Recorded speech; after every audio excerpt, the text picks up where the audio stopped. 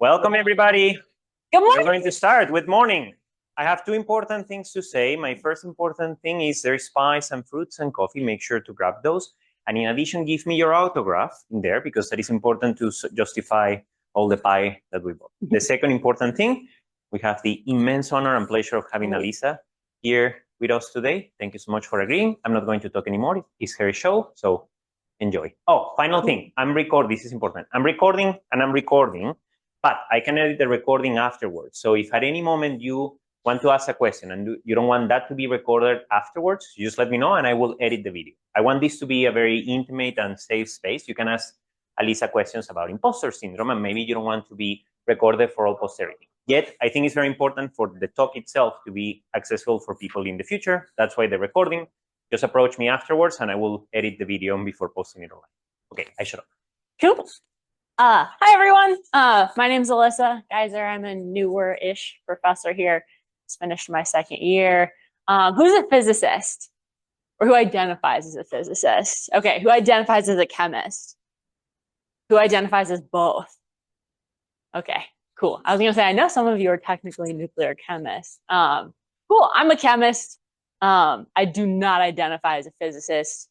I actually kind of almost failed most of my physics classes in undergrad. That was a vulnerable moment. So yeah, cool. You all are already smarter than I am. This kind of mixture of my journey and just some like fun facts and weird stories. So since it's a forever kind of thing, I figured I'd start with, I was born in Southern California. I don't know if anyone else included baby pictures, but this is what I looked like when I was shorter. Yeah. So from there, I went to UCLA for undergrad. I got a major in chemistry, minor in math. I kind of just always loved chemistry and didn't really know what I wanted to do ever. I just loved learning. So in high school, I took AP Chem and fell in love and then applied like everywhere as a chemistry major. And I realized that during my first year, I was taking my last math class that like I had to take for my chemistry major. And I was so sad that it was my last math class. I was like crying while I was studying for the final. So I added a math minor, which like hindsight wasn't a great idea. So I had to take 6 more classes. So like, great, lock in 6 more math classes. The 5th one like destroyed my soul. It was horrible. Complex analysis. Did anyone take complex analysis? Did anyone like it? Oh shit. Okay. This is why I'm a chemist and you're a physicist. Maybe that's the difference.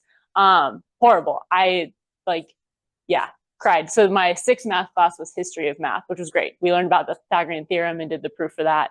And that was fun. And then I gave up on math and stuck to chemistry.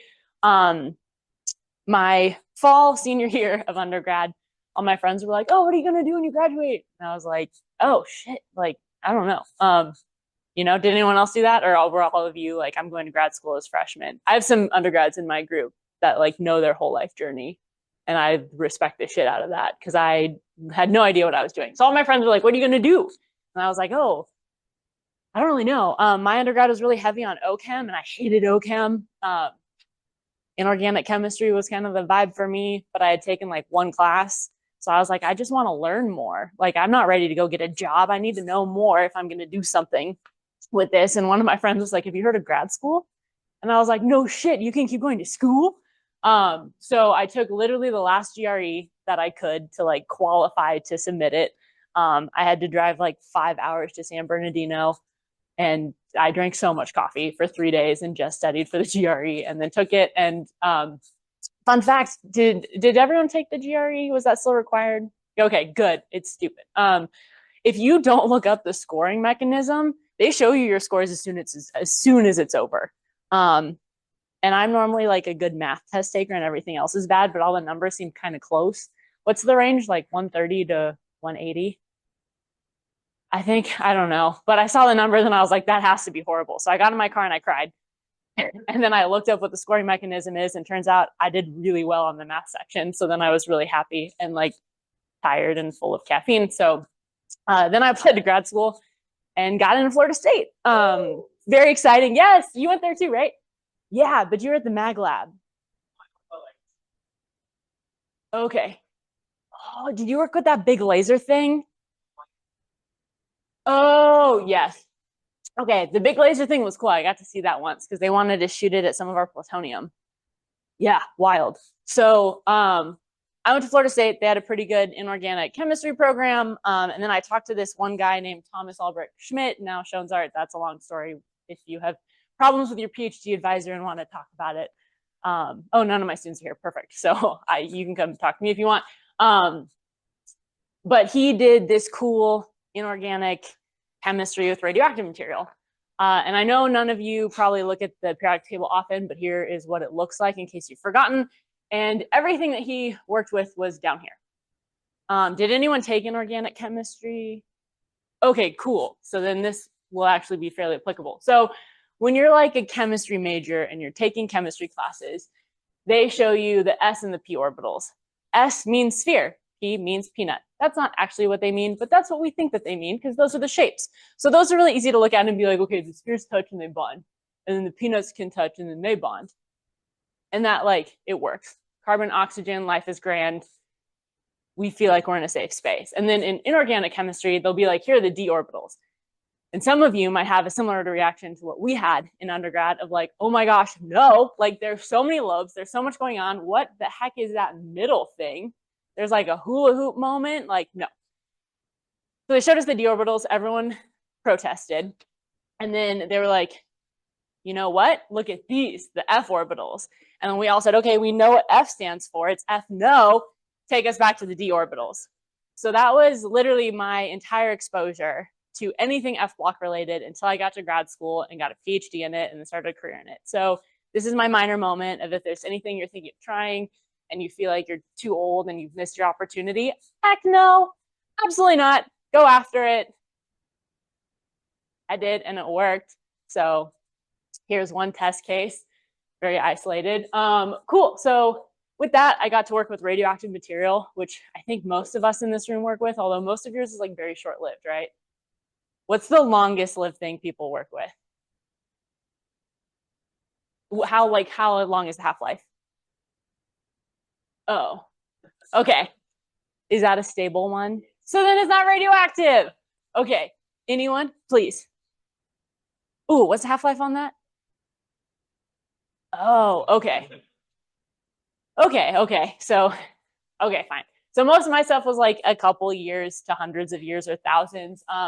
Fun fact, if you order radioactive material, it'll show up in this type A container. It's like, you might not be able to see this, but it says don't put on passenger planes. If you want to see one of these in real life, I may or may not have kleptoed one from grad school and it's in my office. Pretty cool. And then you basically go through like a Russian doll situation of containment to get to one little vial. So here was the first recent world supply of fermium and einsteinium about, I'm getting old, 6 years ago.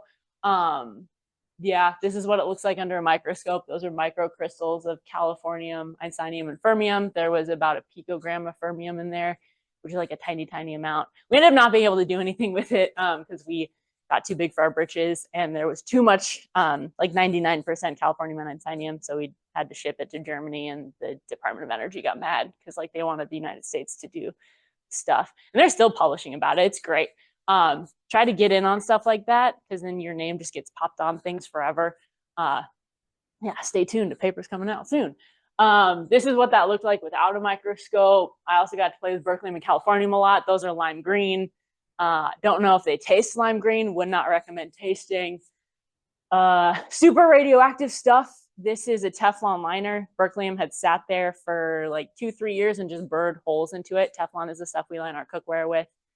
So pretty gnarly. Stay safe, stay vigilant, respect the radioactive materials, even if they're in beam form. I know you beam people. Cool. This is what we wear when we work with that. We wore N95s before they were cool, but also had great access to them when they became cool. So that was really helpful for COVID times. COVID hit while I was in grad school. So my silver lining of COVID was as soon as I had to start writing my dissertation, the whole world said, stay at home and don't leave. So that like kind of worked out for me. I forever will grow crystals. This is what brings me joy. These little sparkly buddies. Americium is pink. Pretty cool. Sometimes it looks a little more orange. This is what you get from things like that, is a crystal structure. These little spheres or atoms. We'll move on from that quickly. These are some of the happiest moments of my career when I made the 6th and whatever number the other Berkelium crystal was. I thought it was cool. It's okay. So cool. So I went to grad school, and towards the end of grad school, I kind of always wanted to be a professor once I learned what that was about, because I didn't know about grad school. So I didn't know that all of my professors in undergrad were actually doing research, and that's why they weren't the best teachers in the world. Did anyone else have that realization in school? Yeah, that was a wild one. I wish I would have known before senior year. So when I started grad school, I was like, I kind of want to be a professor. And a lot of the people in my research group were like, oh no, you're way too much of a lady, and you're too blonde and tall, and you won't be able to do it. So I was like, okay, everyone knows better than I do, and all of you end up being staff scientists, so I don't know what I want to do next. But I did know that I wanted to get a little more medically flavored with my research, so I ended up going to Berkeley lab to work under Rebecca Abergale, who was joint between UC Berkeley and the National Lab. So I could kind of keep my foot in both doors of academia and national lab life. So if you are trying to decide that for yourself, that's a great option. Places that kind of do a joint situation. And there I was surrounded by tons of supportive people where they were like, what do you want to do when you grow up? And I was like, I kind of want to be a professor. And they were like, go for it, girl. So 6 months into my postdoc, I got forwarded an email that there was a position open at Michigan State, joint with EFRIB. And I'm going to be very honest with all of you. When I was in graduate school, I think some of you may have heard this before, there was another grad student in my group who had gone to Michigan State. And he literally never stopped talking about Michigan State, ever. Every other word, hi, was go green. And it got so annoying. We all ended up hating Michigan State. I knew nothing about it except this kid. So I ended up living with someone who had gone to Michigan for undergrad. And one day I came home and I was like, Sydney, if Sasha says go green, go white one more time, I'm going to lose my mind. And she was like, I got you, girl. When he says that, just respond, can't read, can't write. Because apparently that's the thing that happens at football games. So the next time I went into lab and he was like, go green, go white, I was like, can't read, can't write. And then I never heard about it again. So when this email got in my inbox, I was like, ooh. And I started reading it and I was like, okay, that was kind of cool. But I was 6 months into a postdoc, right? So I was like, you know what? I don't really know if this is what I want to do. Some people say I can, some people say I can't. So I'm just going to do the application, submit it or not. That'll just give me a feel for what it's like, because they want you to write a proposal and all this jazz. So I spent a couple months on the application. I got it all ready. And then I don't know if they say this in the nuclear physics field, but especially in nuclear radiochemistry, everyone tells you all the time, the field is so small. We all know each other. Don't be that drunk person at a conference, because everyone will know about you forever. So in my head, I was like, oh no, if this isn't a good application, the whole field will find out, and then I will be barred from everything forever. So I was kind of 50-50 on turning it in, but I was very fortunate to have close people to me that were like, Alyssa, if you don't submit it, I will. I have copies of it because you've sent it to me so many times, you're submitting it. So I was like, okay, whatever. You know what? I'm just going to submit it, and I probably won't hear anything. And I'm glad I did it, and I still kind of want to be a professor. So again, 6 months into my postdoc, I did my PhD in 4 years. So I had only been doing research for 4.5 years total. And I think I was around 26 at the time. So I was like, there's no shot. Ugh. And I got the email that I got a Zoom interview. So I was like, okay, I'm just going to go make friends, because networking is the most important thing that you'll do your entire career. I can't tell you how many people I still run into from undergrad, grad school, postdoc that are very important to my career today and life. So network always, make new friends always. So I was like, I'm just going to go make friends. They're going to see that I'm 12 years old and that they're not. And then cool. So I go and I meet Sean Liddick and Greg Severin and Alex Gade. And they're great. And I start falling in love with the job. And I'm like, oh, shucks. And then the interview's over and I'm like, okay, well, I'll just go back to postdoc life and get stuff done and blah, blah, blah. And then I got the on-site interview and I was like, oh no, then they're really going to see that I'm young and don't have all this experience and I'm just kind of a wild lady full of crazy ideas who just wants to do chemistry. It turns out that worked out. So spoiler alert, they hired me and I'm here. So all of that to say, don't let anyone tell you you can't do anything, because you're the only one who can decide that. And it's okay if you try and you fail, but you should try. And now I'm here. talking to you. And this is the room that I did one of my talks in, like the full one. I remember Jay Deep sat like right there and asked me a spectroscopy question I couldn't answer. Yeah, those things get burned in your brains. Of course, Jay Deep was there. He's so great. Oh, this is a fun story. So this is me and my PhD candidacy. Reminder, I was in Florida, so this probably can't happen to you. Most of you do your, like, it's a third year talk for physicists, right? When you become a PhD candidate. You call it candidacy? What do you call it? Help. So but do you become a PhD candidate after the first committee meeting? Oh, whoa, okay. I don't know. Great.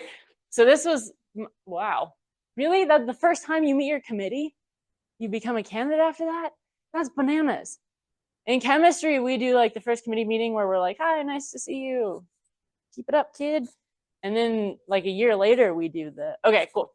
So mine was scheduled for 10 a.m. on a Tuesday, October something or other. And again, I don't know how physics plays out, but for chemistry, we normally do like a month. You write, you slave away, you get the document done, you send it to your committee a month before, and then you study your like brains out and just like panic, anxiety, studying for another month. So it's 2 months where you just like dissociate into writing and studying. And then after that, you can do chemistry again. And some people do like a nice work-life balance of like going in lab and writing and doing all that. Like that's not how I vibe. So Monday, the day before my candidacy is supposed to happen, again, Florida. Also, Tallahassee, right before when I was like interviewing the whole like dog and show pony or whatever the phrase is, they were like, we don't get hurricanes. That's Southern Florida. Those don't happen up here. It was less than a month that I was living there that the first one, Hermine, hit.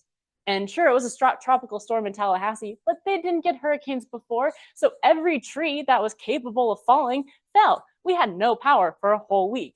And you might be like, that sounds horrible. It was so much fun. You can't go on the internet. You can't work. One of your friends has to have a pool. You're in Florida. So, and I lived with people who were from the South, so they knew what to do. We went to the Meyer equivalent Publix, stocked up on water, alcohol, board games, and snacks. And you took everything out of your fridge. You had a barbecue because it was going to go bad anyways. And you just partied until the lights came back on and you had to go back to work. I won't lie, there were a couple nights that we slept in our offices at work because it was the only place that had AC. Because it was like early September in Tallahassee, Florida. So it was just wet and humid and gross. But yeah, so Monday, the day before my candidacy, so this huge moment in your PhD career, we get an email saying that campus is shut down starting at 8 a.m. Tuesday because a hurricane is coming. And I have been dissociating into my candidacy so long that I'm like, I don't care about the hurricane. Like, this is happening tomorrow. So I spend the next like 2-3 hours running up and down every staircase, finding every committee member, chair of the department, being like, where can I have this happen? And eventually the chair was like, well, you could do it at your boss's house. You just can't do it on campus or anything campus affiliated. So I was like, okay, great. That sounds like a solution. So I go to my boss and I'm like, the chair says we can do it at your house. And he says, no. So I leave and I talk to my other group members and I'm like, I don't know where I'm going to do this. Like, I can't have it in my place. I have a tiny apartment and there's no room and I can't have my committee there. That would be horrible. And there's cats and all these other things. And then eventually I go back to my boss and I accidentally cried. And then he said I could do it at his house. So then I go to all my other committee members and make sure they're okay with doing it at his house. And unbeknownst to me, one of my committee members was pregnant and had a doctor's appointment. And another one just apparently can't tell time and showed up an hour late. So of my 4 committee members, I gave my candidacy at my boss's house on his wall to 2 of my committee members. My PI had birds, the ones that talk like human words. So the whole time that I was giving my first round of candidacy, there were birds in the other room saying words, like English human words, which was very distracting. And then one of the committee member that was in my PI at the end was like, what was that one thing you said again? Okay, let's go talk to the birds. So I was like, okay, great. So I ended up meeting the pregnant one who had a doctor's appointment to go along, and then the 4th one that forgot what time to show up because he showed up after I left at Whole Foods. So we sat at a little table outside of Whole Foods in the sweltering Florida sun while I clicked through my slides for 2 of my committee members. And I had already been passed by the other two, so it felt a little low pressure, but was also very confusing. And then eventually they were like, great, congratulations. So I became a PhD candidate at Whole Foods, and then immediately realized a hurricane was coming within the next like 12 hours. So we bunkered down at a friend's house and did the whole cookout candle situation. Any questions? Cool. I preach work-life balance to all my students. I think it's super important, especially during your PhD, to find something that like you love and that is not super science flavored. So one of those things for me was taking yoga, and I ended up teaching it. So I got yoga certified while I was a grad student. And this is one of my classes on Valentine's Day. We decided to make a heart shape with our bodies. I think this was a month before COVID hit. So this is like one of my last photos of my students. But we had a lot of fun with that. Here's to Yoon and Joe. They're engaged now, in case you were wondering. She was a grad student of like archaeology. She was doing badass stuff in Colorado. But yeah, like I love these people. So finding like another community or like separate sub communities within science is really important for your soul and your growth. And once I couldn't talk to people anymore and I couldn't watch people grow, I got a lot of plants. So this was my apartment when I was a postdoc. I'm not going to tell you how many are in that picture, but there were a lot. My tropicals don't like Michigan. I've murdered a lot of plants since I moved here. I gave most of these away. I started doing some plant art when things got really boring and leaves would pass, but they were so pretty. I wanted to keep them forever. Here's some time lapses I took of some leaves growing, just to really show you how into plants I was / am. Hoyas do really well in Michigan, and they bloom here. They don't really bloom in California or Florida because they don't have seasons there, but there's seasons here, so the plants react appropriately. Yeah, so I pretty much always had a tripod with like a really old iPhone in it, just like recording plants for weeks on end, and then would watch a 30-second video and find joy. So that's what you can do with your old iPhones. We also goofed around in lab a lot. So we made this like really cool berkelium compound that probably won't matter to any of you ever, but it's called berkelicine, and it's like really important. Okay, has anyone heard of ferrocene? Didn't that like win a note? Really? Ferrocene? Oh my gosh. Okay, 5-membered carbon ring, cyclopentadiene. You don't need to know that. There's 2 of them, and they sandwich an iron atom, and that's called ferrocene. And it's like really important. There's books like this big on it. I'm pretty sure someone won a Nobel Prize about ferrocene. It does cool things. It has a good redox potential between 3 and 2. When they first discovered it, they didn't realize it was sandwiching. They thought it was just like touching, but then they found out it was a sandwich. So it was like the first example of like a sandwich flavored thing. The d orbitals, remember the scary d orbitals? Those perfectly overlap with the carbon, the peanuts in the ring that stabilize it really well. So the F block version of that is an 8-membered ring, and that bonds to the F orbitals really well. So berkelium was kind of like the last one on the periodic table that we could make in a crystal form. And people have been trying for like 6 decades, and like we did it. But the really important thing here is that me and the person who optimized the reaction, so he was so much fun. The graduate student, and this is kind of one of the main moments that I was like, I definitely want to be a PI, because like as a postdoc, I mentored this wonderful grad student into this blossoming young man scientist. His name was Dominic Russo. Dom, he couldn't see very well, like his depth perception. If he was pipetting, he could be like this and think he was like this. He couldn't hear very well. He couldn't like feel very well, so he would burn himself every once in a while. But like his senses were very dulled. One of the best radiochemists I've ever worked with, because he knew his limits so well that he would communicate super effectively of like, hey, Alyssa, I'm not comfortable pipetting the berkelium solution. Would you do it for me? But we started pranking him by leaving plastic ducks on his desk every day for like months. And then he set up a motion camera on his desk and caught us like literally red-handed putting ducks on his desk. So I also had beam time in postdoc school. So yeah. But we went to a synchrotron at Stanford and ran experiments, and he started doing these like little minion figurines.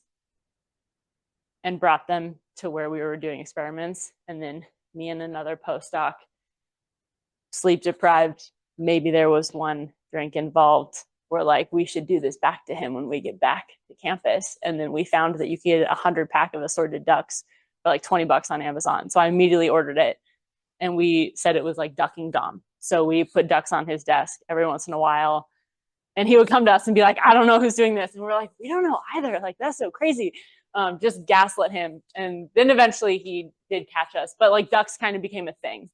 So he's the sweetest man ever. He like commissioned a glass blower into making this glass duck that he put in the glove box where we performed the Berkeleystine reaction for good luck. So this is what the glove box looks like.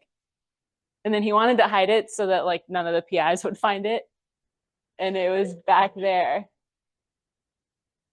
So yeah, we had a lot of fun. My last day, we like ducked his office. We got all these like blow up balloons that look like ducks. And yeah, it was a great time. So now I'm here. We do research on radium and promethium. I won't bore you with that. I got cats when I moved here. So there's going to be like 40 more cat pictures on this slide. Stay tuned. This is Fiona and this is Doja, like Doja Cat. They didn't have a picture of her on the website before we got her. So this is my first picture of her. This is my partner. He did not ever have a cat growing up. So it was very foreign territory for him. So this is a very meaningful picture for me because that's the closest he ever got to a cat in his life in that moment. And now they like us to wake us up. They cuddle all the time. They're really cute.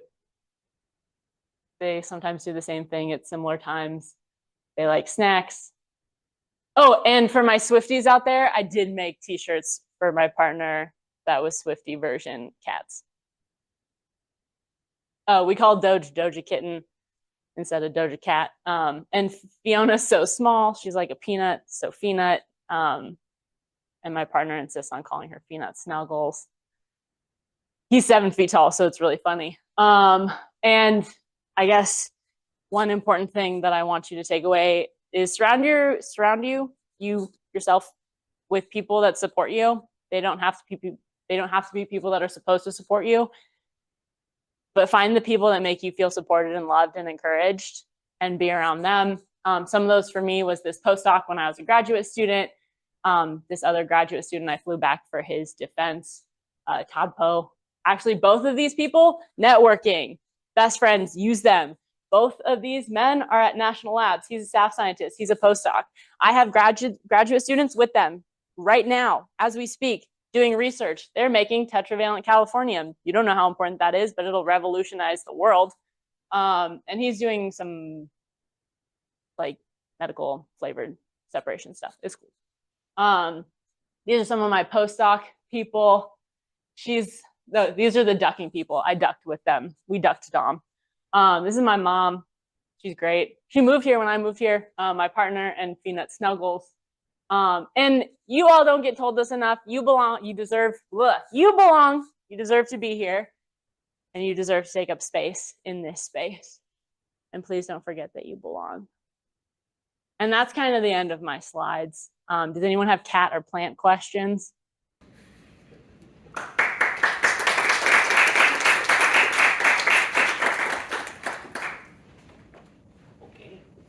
Microphone. If you feel comfortable asking questions, I will pass the microphone around. If you don't want to be recorded with the question, you can just ask the question. We'll hear it. Any questions, cat or not cat related? Please. I also like dogs. We're not like starting a war here. So I know sometimes when you bring up like cats are cool, some people are like, but dogs are cool. Like they're both cool. I like both animals. I've had both. Fish are great too, like whatever you have. I found a lady on Facebook who sells chameleons. Oh, wow. Yeah. So since I'm murdering all of my tropical plants, some of them are like, we call them rehabs. Like someone could love them and bring them back to life. I just don't have the time and space in my life.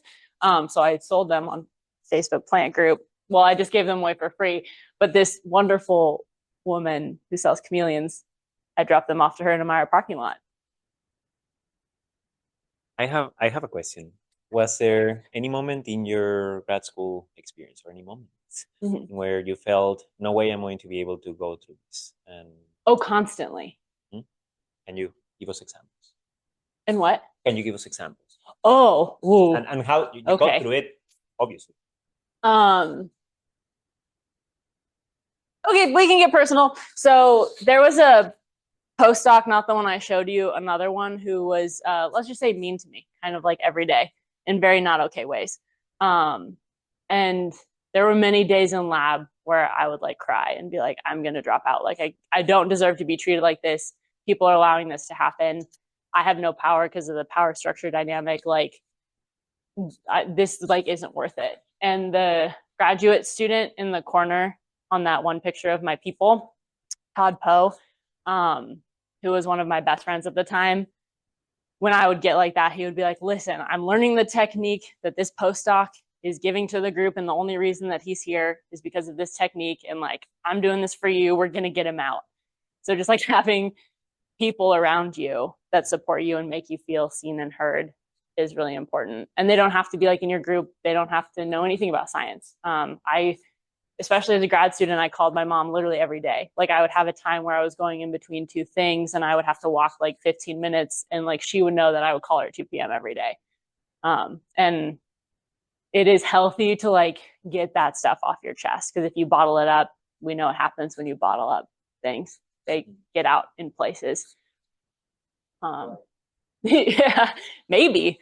Oof, that's not how you want a Nobel Prize.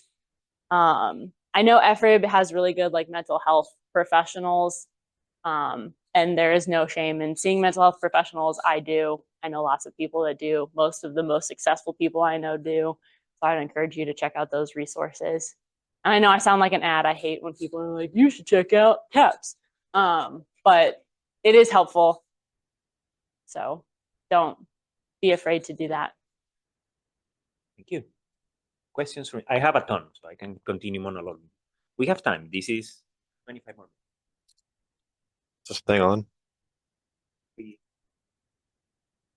Okay. You want to hear yourself. Oh, okay. I see how it works. Okay, so you're from Southern California, went to school in Florida. So how was the weather up here? Did you like the cold and all of that when you first moved? I'm not okay. Okay. Still. So it was a surprise, right? Like the coldest place I had lived was Berkeley, California. And I thought I was freezing and like it would be 60 degrees and I would wear a parka in, like a long parka.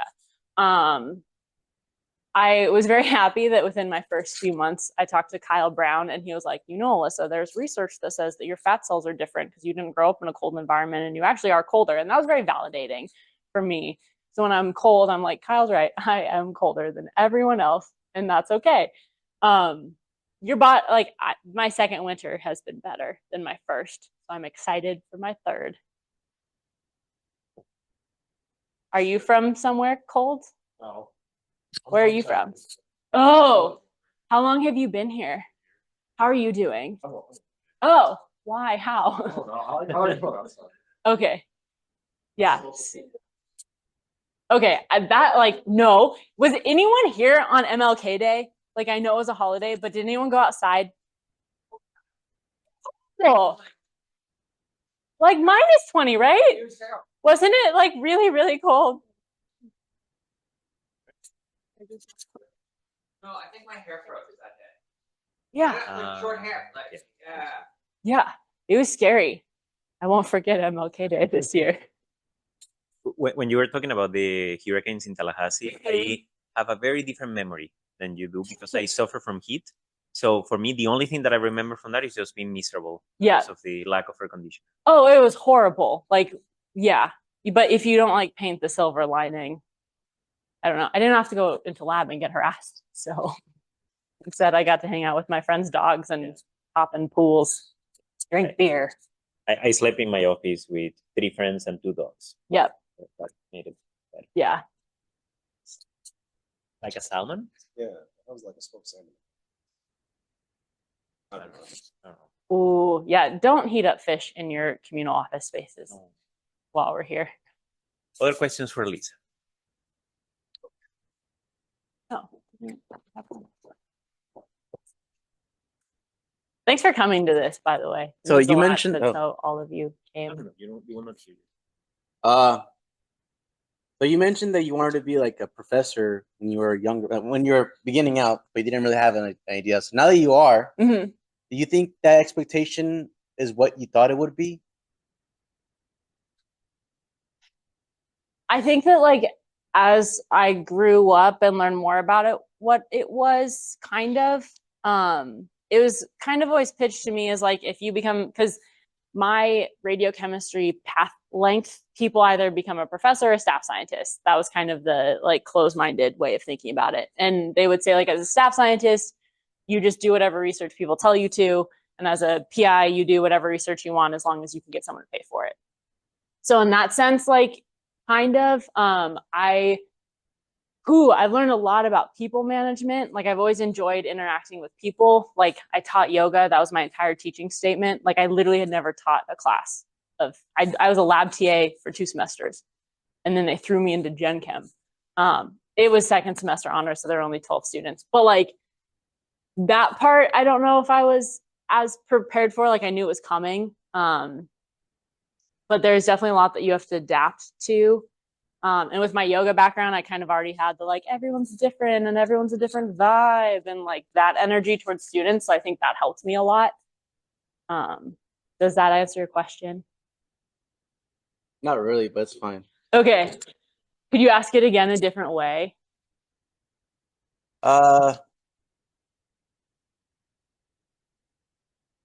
No. Okay. Yeah. I think it's like everything in life. Like, you adapt.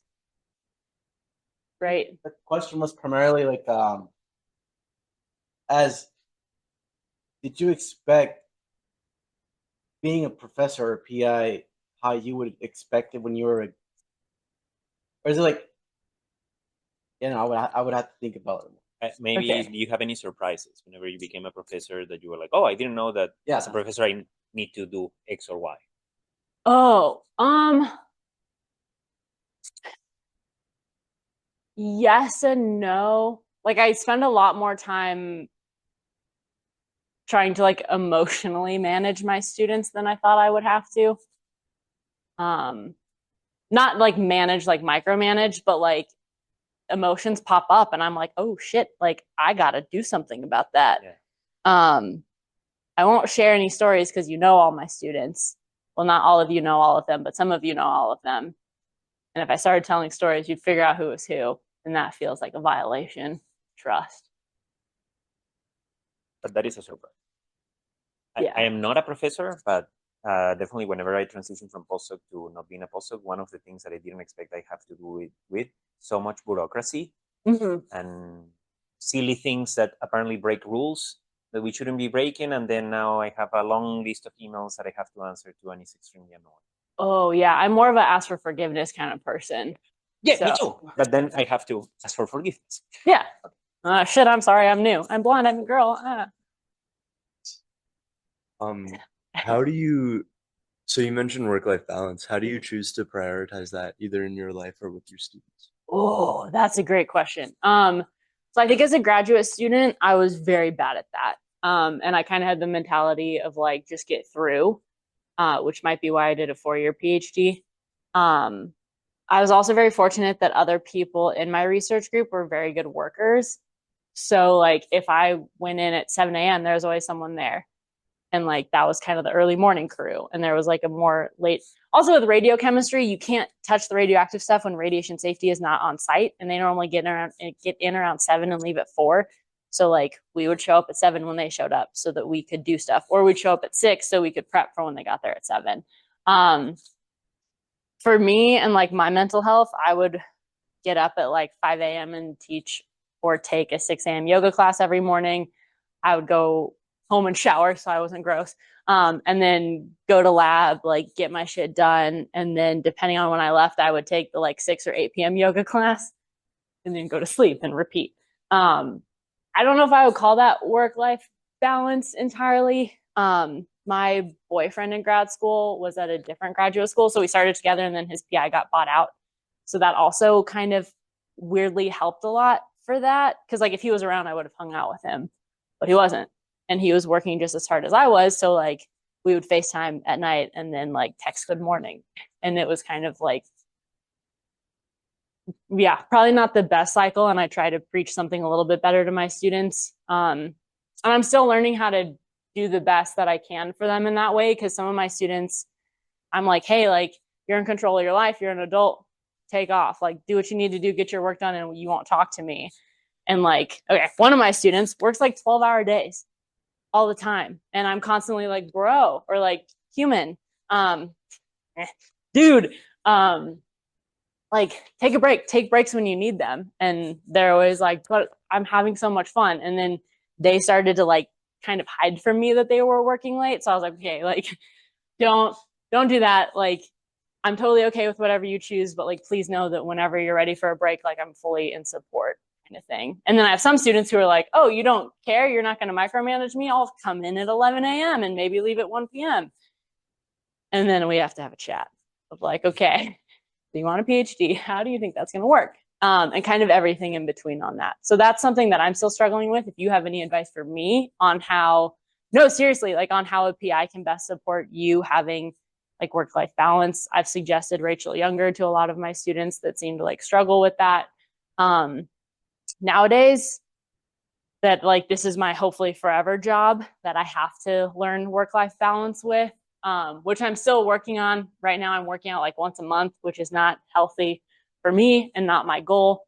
But like sometimes I'll wake up and my cat will lay on me and I'm like, you know what? This is bringing me joy. I need this. I will be a half hour late to work because I'm not moving until this cat gets off my chest or stops purring. So Happens. yeah, you kind of just like have different iterations. And there's some times where like I also work under pressure. So when I'm writing a proposal, I'll come in at 6 a.m. and leave at like midnight, which isn't great. I'm getting a little bit better. Got it. Thank you. Coming at 11 sounds like they should switch to theory. Oh, okay. Oh, I'll send them your way. Okay, so this isn't like new professor. Are you applying for funding or grants, and how is that? Constantly. Yes. So when you start, everyone's like, you got to do it. And if you, FRIB, in my opinion, has like the most phenomenal support system. I'm in Sean Liddick's office like every other hour being like, what do I do when this happens? Also like when student stuff comes up. Yeah, I've had some students say some wild stuff to me that I didn't think that people would say like out loud to a boss. And then I like close it down professionally, create time and space, and then I run to Sean and I'm like, this just happened, what do I do? So that's again like finding your community and support system and people you trust to give you good advice. Funding. Yeah, I'm like constantly writing and thinking about things to write about. You need like preliminary results and great ideas. And people keep telling me my ideas are great, but my lab is not built yet. So we're like kind of slow moving on the preliminary results. But if you're thinking of being a PI, I would start submitting stuff like as soon as you can, which like I think as soon as you find out you're getting hired somewhere, you can start submitting, but I would ask around. For early career awards for PIs, if anyone becomes them, you should wait a little later. So don't apply your first year or two. I found this out way too late because I applied my first year for like all of them because they really want. So some people will tell you they want to be the person that the funding agency wants to be the person that gives you the grant that like helps you get tenure. So when you get tenure, you're like, oh my God, the Department of Energy made my life. So that they also want a ton of preliminary results and they tell it is written in the calls that they're all hypothesis driven. That's bullshit. But other things are a little bit more lenient on having preliminary data. So just kind of like talking to lots of people. So I talked to a lot of effort people. I talked to a lot of chemists, even like the scary organic chemistry people have given me lots of great advice about funding. And don't be afraid with anything you write to have other people read it. That's something that I've struggled with a lot. Like with my proposal to work here, I was like, oh no, like only my mom and my boyfriend can read it because like I trust them and they know me, but like everyone else, like, you got to get over that.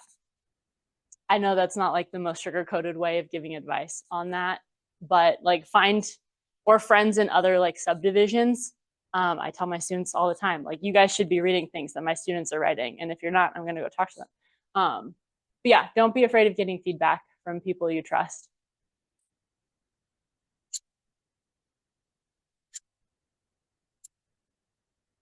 So I have two comments first. Oh, sorry. Two comments first. Thank you, Pablo. When it comes to your question about advice for people to give as a PI, I think two things would be really good. One is eat regularly. I don't think enough people do that in the graduate school. And two is get 8 hours of sleep. I know a lot of people say, well, I'm just built different. So is your bed if you don't sleep in it. But point is, I think those two pieces of advice would be pretty good. My question specifically might be a little more personal, so feel free not to answer it. The question is, during graduate school, is there anything you didn't do that you regret not doing? And would you advise us as to do it? Read more papers. I wish I read more papers. I still wish I read more papers. I think it's good to like pause your day. Does anyone use Google Scholar? Did you know that you can follow people on Google Scholar? Oh, cool. Okay, I found this out like 4 weeks ago, and it's so great. So if you search like Alyssa Gaiser in Google Scholar, my like profile will pop up, and you can click on me, and then there's this little like blue button that says +sign follow. And then every time I publish a paper, you get an email notification about it. So like go find all your favorite like icons, maybe me, I don't know. Or like people you work with, like I added Greg Severin and Kathy, and I got an email they published a paper, and then I came in that day and was like, hey, like congrats, your paper got published. Like it's also a great way of networking and supporting your community and having your community support you. And also just like stalk people that you're obsessed with their research. So yeah, I wish I would have known that you could follow people on Google Scholar. It's kind of like Twitter. You guys call it X though, because who calls it Twitter? Who calls it X? Okay, cool. Yeah, I think that's it. And like, don't be afraid to try new things. I tried all sorts of crazy things like keto. Yeah, wouldn't recommend keto. It was really fun to like snack on pork belly and like, yeah, I enjoyed it kind of. I like cheese a lot. So any diet that's like, you can just snack on cheese. I missed vegetables though. So I hold this Keto. So most of the time your body burns like carbohydrates and sugar, but when you're in ketosis, it only burns fat, which means you can't eat sugar or carbs. And you can buy these little pea strips that turn like dark purple if you're in ketosis. So like a psycho every morning, I would pee on these strips. And like the darker the purple color, the better I was doing. I like feedback. Yeah, but you lose like 5 pounds of water immediately because you need more water in your body to burn carbohydrates and sugar. Whereas fat, you don't need water to do that breakdown process. So that's why most people see results so quickly. I can tell you if you're thinking about doing it, the moment I stopped, I saw my thighs grow. Like literally the second I ate a piece of pizza, they were like, so it's like a quick fix that isn't super, just don't do it. I tried it, so you don't have to. Right, I have a cat themed question. So I was like, you mentioned that you had two cats and they like each other. Yes. How did you get to that point? Because my two cats do not like each other very much. Ooh, so we adopted them at the same time, and they were like ultra babies. So the very first night, so Doja Cat was a street cat. She was out there until she was like 2.5 months old. They had just gotten her into the rescue shelter for like a week. They had both been just spayed. But she was like, she still is a terrorist. Like every morning I get woken up in terrorist mode. She like slaps my forehead, pulls my hair. It's great. Starting at 5 a.m. So get a cat. They're wonderful. How old were your cats when you got them? So I got them almost a year ago. One is like 5 years old. She's like a former mom and a street cat. And the other one was a few months old when I got them both at the same time. Okay. From like the same shelter. So I was like, the idea was like the one that did 5 years had been there the longest. Yeah. She really deserved like that's a really nice sweet. Home. But we were also like, okay, like if we just let her, you know, her both grad school. So I was like, if we just let her, she'll sleep all day. We'll get someone a little more like active, keeps her awake and stuff. What colors are they? So they're both tabbies, but the younger one has some white on it. Okay. So I watch all the Instagram stuff about like cats and their personalities based on their colors because they actually like work for mine because we have a tux and a black cat. The orange cats are crazy. They are according to the internet. They're insane, yes. Yeah, I had a calico growing up, and she like they're mean. She just like vibed. Yeah, I don't know. Give them a lot of treats together, like positive reinforcement. Try that some more, yeah, because negative reinforcement does not work on cats. My Really? partner had a dog growing up, and he'll be like, "No," and I'm like, "That's hilarious. That will literally never work on a cat." Redirect. Yes. That works for humans too, and grad students. Like if they're doing something weird, and you're like, "Hey, look, go try this." Yeah, frequently I compare my graduate students to my cats, not in front of their faces. Please don't tell them that. I hope that helps. Yeah. Do they like not snuggle or okay? Yeah. Do you have like high places for them to climb? One doesn't. Oh, okay. Okay. Okay. Mine mostly snuggle in the sky. There are not that many snuggle pictures of them. Oh, yeah. They'll get there. How old is the couple month one now? Okay. Okay. So once he settles down, are they boys or girls? Oh, okay. I don't know. Like as much as I love kids, I don't have the expertise to fully weigh in. The males are often more snuggly. And females are kind of more like Doge only snuggles me at night. Like as soon as I get in bed, she's like right there and she starts like corn on the cob drooling on the blanket. Like she'll just go across. So I have to sleep with long sleeves or else I'll just get in drool all the time. And Fiona won't snuggle with me at night, but only during the day. So maybe they have different like snuggle. Have you catnipped them? Okay. Some people have strong opinions on catnipping cats because it's like drugs.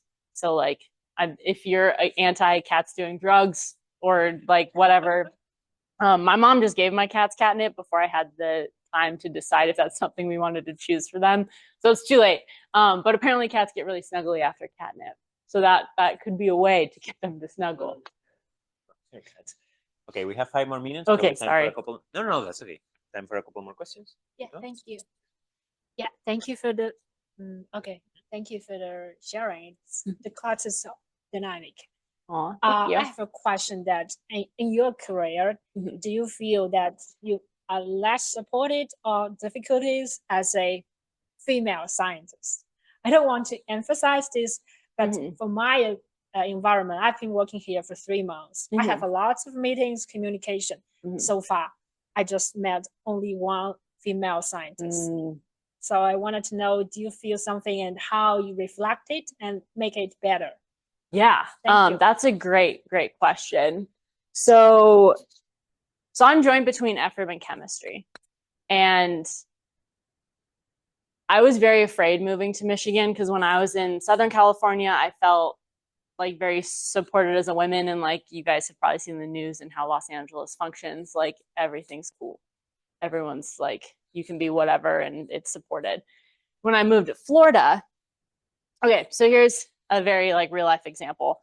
When we learned about like racism in Southern California, I was like, oh, it's like I know it exists and like there's probably microaggressions, but like it's kind of on the outs, like we're moving forward as a society. And then I got to Florida and my best friend was a Black man and we would go like to lunch and just like walk on the streets and people would like make faces and say things. And I was like, holy shit, like racism is very alive and well today. And then I got back to California, to Berkeley, where it's even more like hippie, everyone's accepted. And I was like, okay, great, I'm safe. And like, I don't think it's a coincidence that I did not feel supported as a woman in science in Florida in graduate school. And I very much so did as a postdoc. So when I realized that I was moving to Michigan, and you like, at least in my experience growing up, Michigan was kind of like the Midwest vibe. It's like homey and like old school. I was very afraid of being a woman in Michigan. But I'd already been through Florida, so I was like, fuck it, no one can touch me. Like, I'll be a professor, I'm just gonna do my own thing, and like, I'll probably have a super group of ladies, and we're gonna take over the world, Marie Curie kind of vibe. I feel even more supported at EFRB than I did in Berkeley. I think EFRB did a phenomenal job of surrounding me with like younger scientists, older scientists. JD, who I mentioned during my one of my interview talks, has like no reason to talk to me besides the fact that I will hand him radium one day and it'll make his life great. But besides that, like he has no reason to check in on me, but like he invites me to his son's birthday party and like comes to my office once every blue moon to see how I'm doing. Like that's the kind of energy that I've gotten in FRIB. So finding those, like your people, is really important. And like, of course, there will always be haters. Like, I wish I could tell you that one day all the haters will stop hating and life will be grand and there'll be rainbows, unicorn poop, but that's just not the reality, right? So surround yourself with the people that make you feel loved and supported and seen and heard. And the haters are gonna hate. Like when someone's mean to you, it's normally because like they're insecure and they aren't handling their shit well and they're taking it out on you. And it's not fair. Life is not fair. But doing your best to ignore it, talk to your people, to like vent when you need to, and focus as much as you can on the things that make you happy and bring you joy and make you feel supported. Chemistry is not very supportive.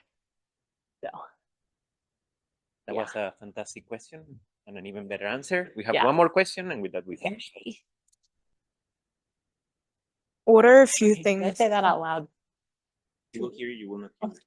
What are a few things that you wish you would have known going into grad school and then coming out? Oh, that's a phenomenal question. So I had no idea what was going to happen in grad school because I was like, I'm just going to learn more and like take classes and then I'll know everything about inorganic chemistry and rule the world. I mean, I wish someone would have told me that in grad school you like do research. That would have been helpful. I was never really told to like write papers. They were just like, yeah, it'll happen. You'll do it. And I was like, okay. Like I'm still, this is a vulnerable space. I'm still publishing papers from grad school. Like there are 5 first authors that I should be publishing that I'm consolidating into 2 and just trying to get them out. So like publish your stuff. You do not want to be tied to anything in your past, even if it's glorious and you want a reason, like just call your advisor if you love them when you leave. Like they love it. Yeah, get your research published. Get it out. Sometimes professors like to hold on to research a little longer than it needs to be before it gets published. Just keep pushing if you need to do that. And like do it nicely. Actually, we don't need to fight anyone. But yeah, get your research out. Sleep 8 hours. Where'd my friend go? Eat, take care of yourself. I don't know. To me, the point of life is like be happy and find things that make you happy. So like start now, you know, like, and don't be afraid to challenge your life decisions. Like probably once a week, I'm like, do I want to be a professor? Like, is this what I want to do with my life? And like, like, I know people are like, it's so hard to become like, do this one job and like, blah, blah, blah. Don't screw what everyone says. You need to choose what makes you happy and fills up your soul. Even if it's someone else's dream. And like, oh, I was watching Sex and the City last night and Miranda got pregnant and Charlotte was trying to get pregnant and Charlotte was so sad that Miranda was pregnant. This is not your life. Like, find out what makes you happy and chase it. And that's also what I wish I knew going out of grad school for the tail end of that question. And with that, let's give a round of applause to Alyssa. Thank you. Thanks for Infinite coming. thanks. We will do this again during the month of July. We still haven't chosen who will be your fantastic speaker. If you haven't given me your autograph out there, please do so. And have a fantastic rest of your day. Drink water. Call someone you love. You can choose. Say Gaiser.